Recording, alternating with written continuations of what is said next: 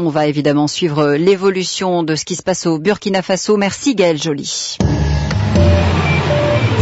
13h16 sur France Info, c'est l'un des grands titres, ce qui se passe en ce moment au Burkina Faso. Des milliers de manifestants donc saccagé l'Assemblée nationale. La deuxième ville du pays est aussi en train de s'embraser. Il y a un mort à Ouagadougou dans la manifestation qui a eu lieu ce matin à côté de la résidence du frère du président Blaise Compaoré.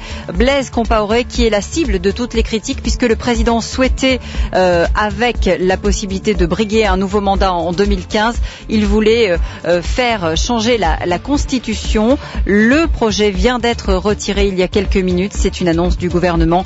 La télévision publique a elle aussi cessé d'émettre. Le gouvernement attend 11 milliards d'euros de gains pour l'économie d'ici 2017 grâce au choc de simplification lancé il y a 18 mois. Deuxième acte aujourd'hui avec 50 nouvelles mesures très concrètes présentées en ce moment à l'Elysée, notamment la fiche de paye simplifiée ou encore la déclaration fiscale unique pour les entreprises. On en parle dans un instant. Bernard Cazeneuve défend lui l'action des forces de l'ordre sur le barrage de Sivins. Le ministre de l'Intérieur était l'invité de France Info ce matin. Si des fautes ont été commises, il y aura des sanctions, mais nous ne sommes pas dans un pays de justice expéditive, a-t-il précisé. Et puis, côté tennis, c'est le début aujourd'hui des 8e de finale du tournoi de Paris-Bercy. Tsonga va jouer contre Nishikori, Monfils face à Djokovic, et puis Lucas Pouille jouera lui contre Roger Federer. France Info.